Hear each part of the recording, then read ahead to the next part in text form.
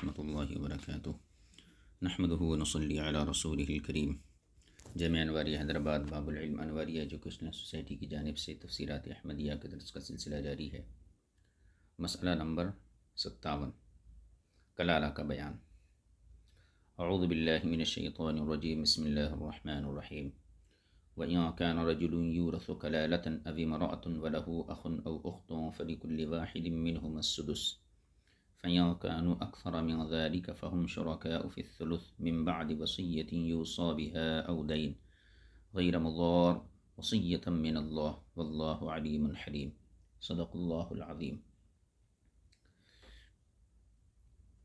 وَإِن كَانَ رَجُلٌ يُورَثُ كَلَالَةً أَوِ امْرَأَةٌ، اور اگر جس کی وراثت تقسیم کی جانے والی ہے، خواہ وہ مرد ہو یا عورت،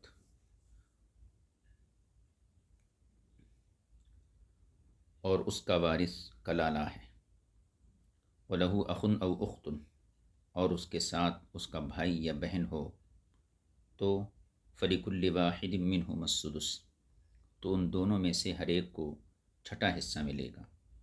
فَإِن كَانُوا أَكْثَرَ مِنْ ذَلِكَ فَهُمْ شُرَكَاءُ فِي الثُّلُثِ، اور اگر اس سے زیادہ ہوں تو وہ سب تیسرے حصے میں شریک ہوں گے۔ من بعد وصیۃ یوصی بها أو دین، اور یہ تقسیم وراثت کی گئی وصیت کے اجرا اور قرض کی ادائیگی کے بعد ہے۔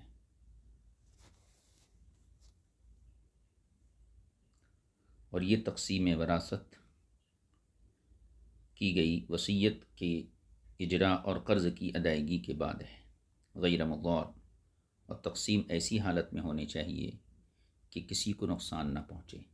وصیۃ من اللہ، یہ اللہ تعالیٰ کی طرف سے حکم ہے، اور اللہ تعالیٰ جاننے والا، علم والا ہے۔ اس آیت کریمہ کی وضاحت یہ ہے کہ لفظ یورث ثلاثی مجرد سے فعل مضارع مجہول کا صیغہ ہے، جو ورثہ کے معنی میں ہے، اور منہ مقدر ہوگا، یعنی یورث منہ، کیونکہ اس سے مراد میت ہے، اور میت مورث منہ ہوتی ہے، نہ کہ موروث منہ ہوتی ہے، نہ کہ موروث، کیونکہ موروث اس مال کو کہتے ہیں جو وراثت بنتا ہے۔ لہذا یورثو اس وقت رجلن کی صفت بنے گا، اور لفظ کلالہ کانا کی خبر ہے، یا یورثو کو کانا کی خبر بنایا جائے اور کلالہ اس سے حال واقع ہو جائے گا، اور یہ بھی احتمال ہے کہ کلالتاً مفعول لہو بنا دیا جائے، اور اسی طرح یہ بھی احتمال ہے کہ لفظ یورثو باب افعال سے ہو۔ اس صورت میں اس سے مراد وہ شخص ہوگا جو وارث بن رہا ہے، اور لفظ کلالہ پہلی ترکیب کے مطابق اس شخص کو کہا جائے گا جس کے ورثہ میں نہ تو اولاد ہو، نہ ہی باپ یعنی مورث، اور دوسری ترکیب پر ایسی قرابت، ایسی رشتہ داری مراد ہوگی جو نفس ولادت کی طرف سے نہ ہو، اور تیسری ترکیب پھر وہ شخص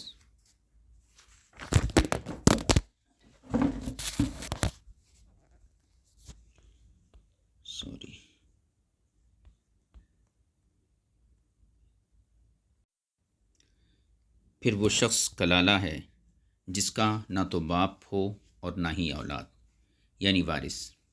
لفظ کلالتاً دراصل مصدر ہے جس کا معنی کمزوری ہے۔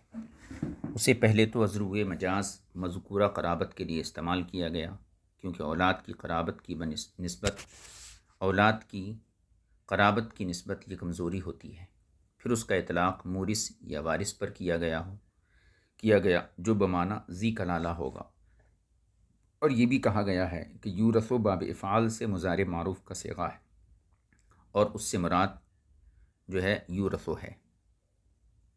اس صورت میں کلالتاً اگر خبر بنایا جائے یا حال بنایا جائے تو پھر اس کا معنی پہلا ہوگا، اور اگر مفعول بنایا جائے تو دوسرا معنی ہوگا، اور مفعول بھی بنایا جائے تو تیسرا معنی ہوگا۔ یہ تمام وجوہات علامہ بیضاوی نے ذکر کی ہیں۔ امام زاہد رحمۃ اللہ تعالی علیہ نے نقل کیا ہے کہ کلالتاً اگر یورثو کے معنی میں لیا جائے تو پھر یہ باب تفعیل یعنی تقلیل سے مشتق ہوگا، جس کا معنی احاطہ کرنا آتا ہے، جیسا کہ تکلل السحاب کہتے ہیں جب بادل چاروں طرف سے گھر کر آئے۔ یہاں یہ معنی ہوگا کہ ورثہ چونکہ رحم کو گھیرے ہوئے ہوتے ہیں، یعنی ادھر ادھر سے ان کا تعلق رحم کے ذریعے ہوتا ہے اور اسباب کے اعتبار سے وہ ایک دوسرے پر مشتمل ہوتے ہیں۔ اور اگر کلالتاً بمعنی مورث لیا جائے تو پھر یہ قلت الرحم سے مشتق ہوگا، جس کا معنی دور ہونا۔ یہاں اس کی وجہ یہ ہوگی کہ مورث ولادت کے اعتبار سے دور ہیں۔ حضرت عبداللہ ابن عباس رضی اللہ تعالی عنہما کے نزدیک کلالتاً وہ ہے جس کی فقط اولاد نہ ہو، کیونکہ آپ کا مذہب یہ ہے کہ بھائی اور بہن باپ کے ساتھ وارث بنتے ہیں۔ تفسیر زاہدی میں یہ لکھا ہے۔ لفظ امراتن کا لفظ رجل پر عطف ہے اور لہو کی ضمیر کا مرجع رجلن ہے، اور عطف کی وجہ سے امراتن بھی اس کا مرجع بنتا ہے۔ اور قول باری تعالی فلکل واحد منہما السدس کے متعلق صاحب کشاف نے کہا ہے کہ فلکل واحد منہما کی ضمیر کا مرجع بھائی اور بہن یعنی اخ اور اخت ہوگا، بشرطے کہ رجل سے مراد مورث ہو، اور اگر رجل سے مراد وارث لیا جائے تو پھر اس کا مرجع بھائی یا بہن سمیت مرد بنے گا۔ اور پہلی ترکیب سے مذکر و مؤنث کا عدم مفاصلہ صریحاً اور دوسری سے التزاماً مفہوم ہوگا، سمجھ میں آئے گا۔ فَإِن كَانُوا أَكْثَرَ مِن ذَلِكَ، بظاہر یہ جملہ شرطیہ ہے جو پہلے شرطیہ پر معطوف ہے۔ آیت کریمہ کا محاصل خلاصہ یہ ہے کہ مورث مرد ہو یا عورت، مورث مرد یا عورت ایسے ہوں کہ جنہیں کلالہ کہا جاتا ہو، یعنی وہ نہ تو ماں باپ چھوڑ کر مرے ہوں اور نہ ہی اولاد، یعنی ان کے ورثہ میں ماں باپ اور اولاد نہ ہوں۔ تو اب دیکھیں گے کہ ان کے ہم جنس یعنی بھائی بہن ہیں یا نہیں ہیں۔ اگر بھائی یا بہن موجود نہ ہوں تو اس صورت کا آیت مذکورہ میں کوئی ذکر نہیں، اور اگر بھائی یا بہن کی جنس میں سے کوئی ہے تو پھر دیکھیں گے کہ وہ ایک ہے یا ایک سے زیادہ ہیں۔ اگر بہن یا بھائی ایک ہے تو پھر ان میں سے ہر ایک کو چھٹا حصہ ملے گا، خواہ وہ بھائی ہو یا بہن، اس کے علاوہ کچھ نہیں ملے گا۔ مذکر مؤنث اس میں برابر ہیں، اور اگر ایک سے زیادہ ہوں تو خواہ ان کی کوئی صورت ہو، خواہ مرد ہوں یا عورتیں، یعنی بھائی ہوں یا بہنیں یا دونوں قسم ہوں، تو ان سب صورتوں میں ان سب کو مشترکہ طور پر تیسرا حصہ ملے گا، اس کے سوا کچھ نہیں ملے گا۔ اس میں بھی مذکر و مؤنث یہ دونوں برابر ہیں۔ آیت کریمہ میں بھائی یا بہن سے مراد وہ ہیں جو ماں کی طرف سے یہ رشتہ رکھتے ہوں، اور تیسری آیت جس کی تفسیر کرنا باقی ہے جو اس صورت کے آخر میں آ رہی ہے، اس میں مذکور بھائی بہن سے مراد وہ ہیں جو ماں باپ دونوں یا صرف باپ کی طرف سے یہ رشتہ رکھتے ہوں، کیونکہ اس صورت کے آخر میں یہ ذکر کیا گیا ہے کہ 2 بہنوں کو 2 ثلث ملے گا اور 1 بہن کو نصف ملے گا اور بھائیوں کو کل ملے گا، اور اگر بہن بھائی ملے جلے ہوں تو ان میں سے مذکر یعنی بھائی کو مؤنث سے دگنا ملے گا۔ یہ تقسیم اور حصے جات ماں کی طرف سے اولاد کے لائق نہیں، لہٰذا ان سے مراد یا تو ماں باپ دونوں یا صرف باپ کی طرف سے بہن بھائی ہوں گے، اور یہاں یہ ذکر کیا گیا ہے کہ ایک ہونے کی صورت میں چھٹا حصہ اور زیادہ ہونے کی صورت میں تیسرا حصہ ملے گا۔ یہ حصے جات ماں کی طرف سے اولاد کے لیے مناسب ہیں، کیونکہ بھائیوں کی موجودگی میں ماں کا حصہ چھٹا ہوتا ہے، اور وہ یعنی ماں بھائیوں کے نہ ہونے کی صورت میں 1/3 سے زیادہ کی وارث نہیں ہو سکتی، لہذا اس کی اولاد کی بھی یہی کیفیت ہونی چاہیے۔ اسی لیے اس میں مذکر و مؤنث دونوں برابر ہیں، کیونکہ وہ ماں کی قرابت کی وجہ سے مستحق ہو رہے ہیں، اور اس کی تائید حضرت ابی بن کعب رضی اللہ تعالیٰ عنہ کی قرأت سے بھی ہوتی ہے۔ آپ نے اس کو یوں پڑھا ہے وَلَهُ أَخٌ أَوْ أُخْتٌ مِّنَ الْأُمِّ، اس طریقے سے آپ نے پڑھا ہے، یعنی اس کا بھائی یا بہن ہو ماں کی طرف سے، تو ابی بن کعب کی یہ قرأت بھی اس مفہوم کی تائید کرتی ہے۔ یہاں سے یہ بھی معلوم ہوا کہ ماں کی اولاد کی 3 حالتیں ہیں، ایک ہو تو اس کو چھٹا حصہ، 2 یا زیادہ ہوں تو 1/3، اور اولاد یا بیٹے کی اولاد اگرچہ نیچے تک ہو اور باپ اور دادا کے ہوتے ہوئے بالاتفاق انہیں یعنی ماں کی اولاد کو کچھ نہیں ملے گا۔ ہاں کا دادا کرو۔ قاضی اجل نے کہا کہ آیت کا مفہوم یہ ہے کہ ماں اور جدہ کے ہوتے ہوئے وہ وارث نہ ہوں گے، جیسا کہ بیٹی اور بیٹے کی بیٹی کے ہوتے ہوئے وارث نہیں ہوتے، لہذا اس کی بالاجماع تخصیص کی گئی ہے۔ ھذا لفظہ ففہم۔ اللہ تعالیٰ نے چوتھی مرتبہ اپنے اس قول کی پابندی کا ذکر فرمایا، من بعد وصیۃ یوصی بہا او دین، یعنی ہر ایک کے حصے کو بیان کرنے کے بعد اس حکم کو بار بار مکرر کیا گیا اور اس کے ساتھ غیر مضار ذکر کیا گیا۔ یہ اضافہ ہے، پہلے حصص میں غیر مضار کا تذکرہ نہیں تھا، جس کا معنی یہ ہے کہ مورث کا یہ حال ہونا چاہیے کہ وہ وصیت میں ورثاء کو نقصان اور ضرر نہ پہنچانے والا ہو، وہ یوں کہ 1/3 سے زیادہ دے، یا وارث کے لیے وصیت کے ذریعے یا اس کے علاوہ اور قرضے کی صورت میں کہ ایسے قرض کا اقرار کرے جو اس پر لازم نہیں، یعنی جھوٹا اقرار۔ غیر مضار یہ حال ہے اور اس کا ذوالحال یوسا مذکور کا فاعل ہے۔ جب اسے یوسا معروف پڑھا جائے تو پھر ذوالحال صریحاً مذکور ہوگا، اور اگر مجہول پڑھا جائے تو پھر اس کا مدلول علیہ یہ ذوالحال بنے گا۔ وصیۃ من اللہ یہ مصدر ہے جو تاکید کے لیے لایا گیا ہے، یا غیر مضار کا مفعول لہو ہونے کی وجہ سے منصوب ہے۔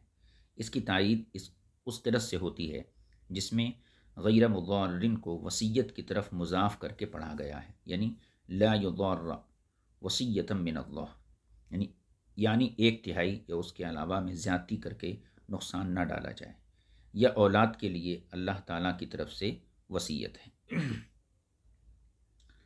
کہ وصیت میں اسراف نہ کریں اور جھوٹا اقرار نہ کریں۔ کشاف اور بیضاوی نے اسی طرح لکھا ہے۔ آیت کریمہ کا جو بھی مقصود تھا وہ جس قدر ہم نے بیان کر دیا اس سے مکمل ہو گیا ہے۔ اب یہاں چند باتیں جو جاننا ضروری ہیں وہ بالاختصار ذکر کی جاتی ہیں۔ وہ یہ ہے کہ قرآن کریم میں جو حصے جات ذکر ہوئے ہیں وہ 6 ہیں: نصف، ربع، ثمن، 2 ثلث، سدس، آدھا، ربع، چوتھائی، ثمن، 8واں حصہ، 2 ثلث، 2/3، ثلث 1/3 اور سدس 6واں۔ ان حصے جات کے پانے والے افراد 12 ہیں، ان ٹوٹل جو حصے ہیں وہ 6 ہیں، اور ان کو پانے والے افراد یہ 12 ہیں، یعنی اصحاب فروض یہ 12 ہیں، اور فرائض سہام یہ حصے یہ 6 ہیں۔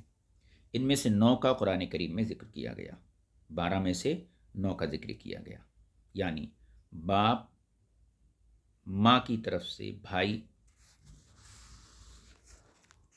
اور خاوند یہ مردوں میں سے، اور بیٹی ماں باپ دونوں کی طرف سے بہن، باپ کی طرف سے بہن، ماں کی طرف سے بہن اور بیوی یہ عورتوں میں سے، جدہ، جد اور جدہ اور بیٹے کی بیٹیاں ان کا ذکر قرآن کریم میں نہیں ہے۔ دادا کی حالت باپ کی طرح ہے، اب دادا کا ذکر قرآن میں نہیں ہے تو ان کا ذکر یہاں بیان کر رہے ہیں۔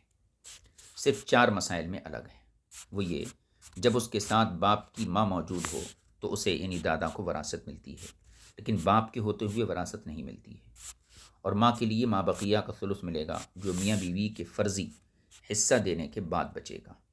جب ماں کے ساتھ باپ بھی موجود ہو اور ماں کو کل کا 1/3 ملے گا جب اس کے ساتھ دادا موجود ہو اور مسئلہ بھی بعینہ ہی وہی ہو، اور عینی اور اللاتی بیٹے باپ کی موجودگی میں بالاجماع ساقط ہو جاتے ہیں۔ عینی اور اللاتی بیٹے باپ کی موجودگی میں بالاجماع ساقط ہو جاتے ہیں، انہیں حصہ نہیں ملتا ہے، اور دادا کی موجودگی میں صرف امام اعظم ابو حنیفہ رضی اللہ تعالی عنہ کے نزدیک محروم ہوتے ہیں، اور آزاد کرنے والے کا باپ اپنے بیٹے کے ساتھ ولا میں 6واں حصہ لے گا، اور دادا اس میں کچھ بھی نہیں لے گا، اور دادا باپ کی موجودگی میں ساقط ہو جاتا ہے۔ یہ ہو گئے جد یعنی دادا کے حصے۔ جدہ کے لیے چھٹا حصہ ہوگا، خواہ ماں کی طرف سے ہو یعنی نانی، خواہ باپ کی طرف سے ہو یعنی دادی، اور یہ دادیاں ماں کی موجودگی میں ساقط ہو جاتی ہیں، اور باپ کی طرف سے دادی باپ اور دادا کی موجودگی میں چند جگہ ساقط ہو جاتی ہے۔ بیٹے کی پوتیاں سلبی بیٹیوں کی طرح ہوتی ہیں، ان کی 6 حالتیں ہیں۔ اگر ایک پوتی ہو تو 1/3، اور 2 یا 2 سے زیادہ ہوں تو 2/3 لیں گی، تاکہ 2/3 حصہ انہیں مکمل مل سکے۔ اور اگر 2 سلبی بیٹیاں ہوں تو ان کی موجودگی میں پوتی پوتیاں وارث نہیں ہوں گی۔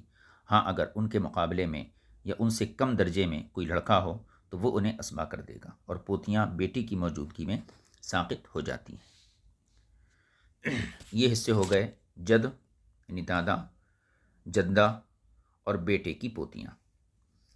فرماتے ہیں اوپر ذکر کیے گئے وارثوں کے علاوہ اور بھی وارث ہیں جنہیں اسبا کہتے ہیں، یعنی فرضی حصے جات ادا کرنے کے بعد جو بچ جائے، یعنی جن کے حصے مقرر ہیں ان کو ادا کر دیا گیا، چھٹواں کسی کا تھا، کسی کا ربع تھا، کسی کا نصف تھا، کسی کا سمن تھا، تو فرضی حصے ادا کرنے کے بعد جو باقی بچا وہ یہ اسبا لے جائے گا، یعنی میت کے بیٹے پوتے اگرچہ نیچے تک ہوں، پھر میت کا باپ بھی، پھر میت کا باپ، پھر دادا اگرچہ اوپر تک ہوں، پھر بھائی، پھر بھتیجے اگرچہ نیچے تک ہوں، پھر چچے، پھر چچا زاد بھائی اگرچہ نیچے تک ہوں، پھر آزاد کرنے والا، پھر اس کے اسباط، ان کے بعد ذو الرحم آتے ہیں، یعنی ایسے رشتہ دار جو قریبی تو ہوں لیکن نہ تو اسبا بنتے ہوں اور نہ ہی اسے کہ فرضی حصہ پاتے ہوں، نہ وہ اسبا بنتے ہوں نہ ایسے بنے کہ فرضی حصہ پاتے ہوں۔ ان کے بعد مول الموالات الی آخرہ۔ اللہ تعالیٰ نے قرآن میں مول العتاقہ، مول الموالات اور ذو الرحم کی میراث کا مسئلہ ذکر فرمایا ہے، جس کا ذکر اپنے مقام پر انشاءاللہ آئے گا۔ صاحب مدارک نے اس مقام پر بھی تمام اقسام کے ورثاء کا ذکر کیا ہے، لیکن جس قدر ہم نے ذکر کر دیا قرآن کریم کی بصیرت کے لیے کافی ہے۔ وراثت کا جو باب ہے بہت طویل ہے، جو علم و فرائض کی کتب سے معلوم کیا جا سکتا ہے۔ یہ مسئلہ یہاں مکمل ہو گیا۔ انشاءاللہ تعالی مسئلہ نمبر 58 زنا کی حد میں جو منسوخ کر دیا گیا اس کا بیان، اس کو آئندہ درس میں پڑھیں گے۔ آج سبق یہیں جو ہے مکمل کرتے ہیں۔ وصلی اللہ علی نبی الکریم وآلہ وصحبہ اجمعین والحمد للہ رب العالمین۔ السلام علیکم ورحمۃ اللہ وبرکاتہ۔